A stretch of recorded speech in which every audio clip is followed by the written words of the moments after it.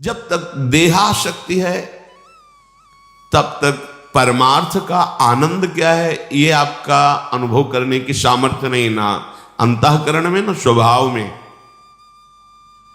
शुद्ध परमार्थ का जो स्वरूप है वो ये सब से अपना संबंध ना रखना है। इसी से खाते पीते उठते बैठते चलते फिरते सब चेष्टाएं दिखाई दे रही, लेकिन वो कुछ नहीं कर रहा। इससे कोई संबंध, वो स्थिति होती है, तुम्हारी बातों से नहीं होगा, वो एक स्थिति होती है।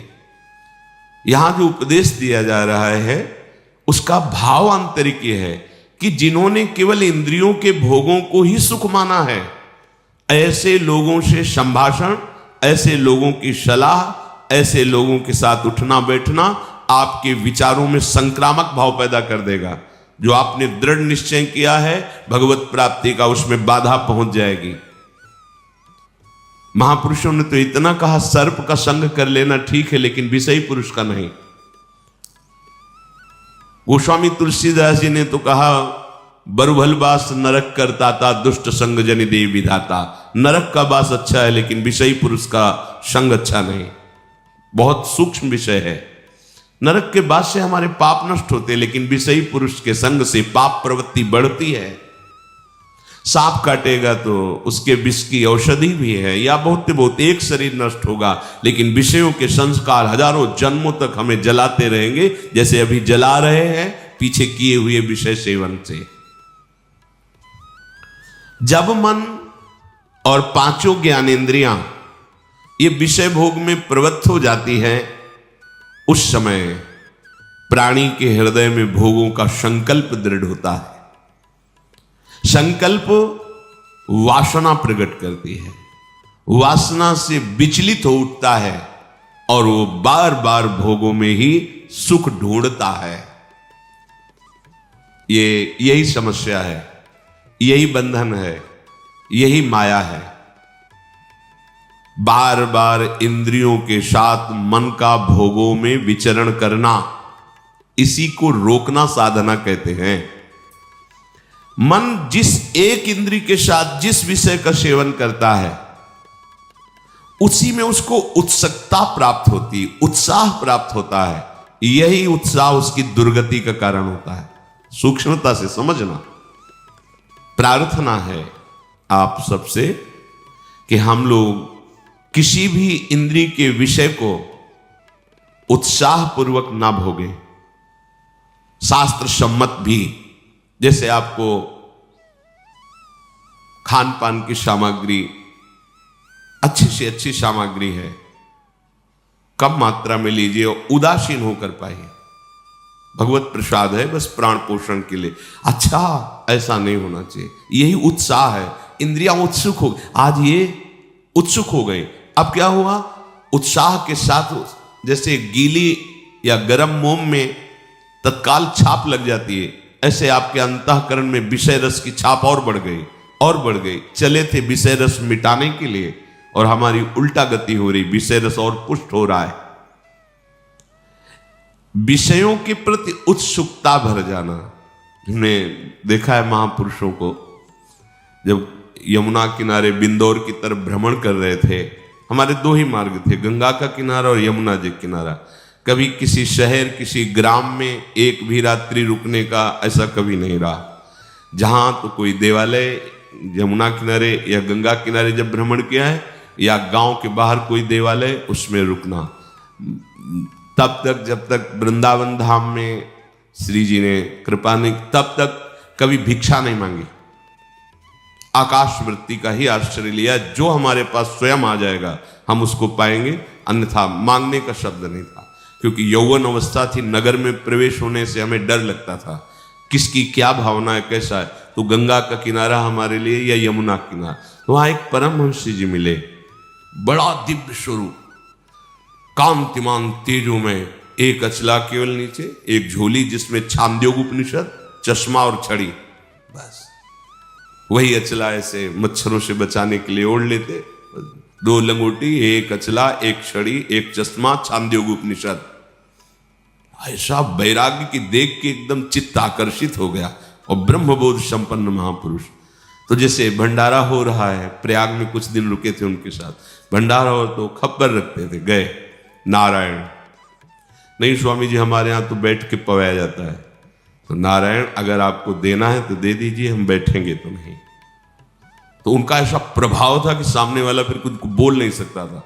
वो सब सामान, हाँ क्या है, अच्छा 2 पूड़ी डाल दीजिए, सब्जी डाल दीजिए, खीर इसी में डाल दीजिए, उसी खप्पर में सब डाल दिया जितना आवश्यक है, गए बैठ।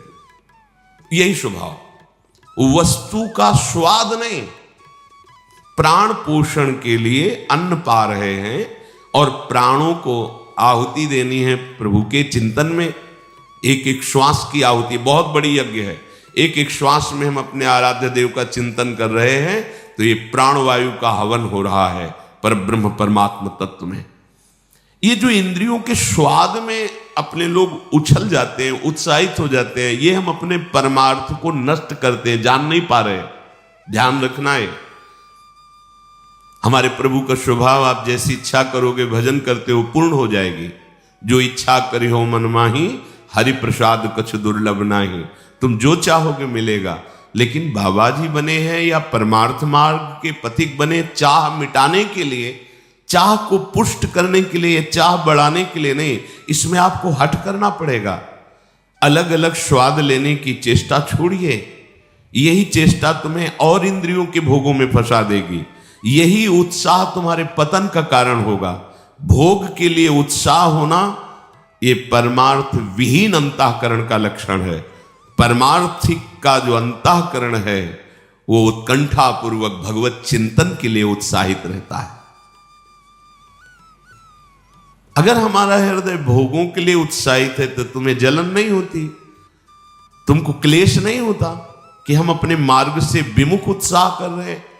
जथा लाभ संतोष सदा काहो सो कछु न चाहूंगो। कोई कच्चा पक्का ये वो कोई मतलब नहीं। भाग्य प्रारब्ध के अनुसार या प्रभु के विधान के अनुसार जो है उसको उचित रूप, हाँ 2 रोटी डालिए, सब्जी डालिए, बस प्राण पोषण करना है और भगवत तत्व में लीन होना है। खा पी के खूब भोगों को थोड़ी भोगना है। और गृहस्थ धर्म में भी आवश्यकता अनुसार भोगों के सेवन का आदेश है।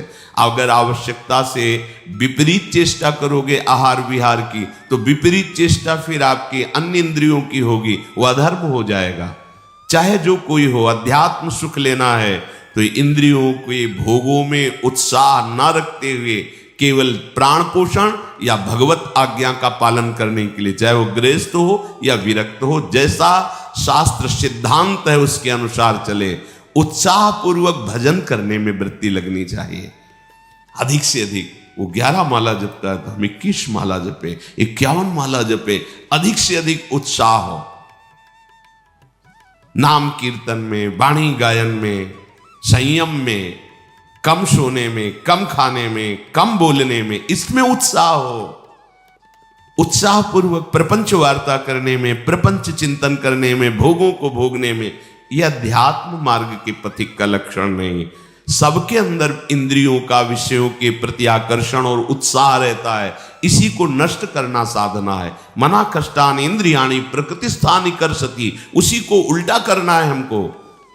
प्रकृति की तरफ नहीं, परमात्मा की तरफ आकर्षित करना है। तो कमर कस के जब इस मार्ग में तुम चलोगे तो तुम्हें सहयोग मिलेगा, आराध्य देव का, गुरुदेव का बल मिलेगा और उसी बल से हम आगे बढ़ते हैं। तो मन जिस इंद्री के विषयों का सेवन करने जाता है उस विषय में वो उत्साहित हो जाता है, सब देखो हृदय में, और वही उत्साह दृढ़ चिन्ह बना देती, संस्कार बना देती भोग के। और भोग उपभोग में प्रवृत्त होते होते वो अपने स्वरूप को भूल जाता है, उद्देश्य को भूल जाता है। ऐसा होता है। ततः संकल्प बीजेन कामेन विषयेषु विद्धा पतति लोभाग्नौ ज्योतिर्लोभात् पतंगवत्। अब उसका संकल्प पे संकल्प बनता रहता है भोगों का। आज ये भोगा, कल वो भोगेंगे, ऐसा अगर मिले तो अच्छा है, ऐसा भोगे तो अच्छा है।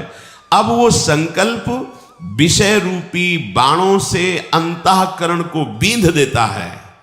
कसक्त जलता रहता है हर समय, भोगते हुए भी भोग की इतनी वासना बढ़ जाती है कि इंद्रियां काम नहीं करती और तृष्णा बढ़ गई, कितनी दुर्दशा।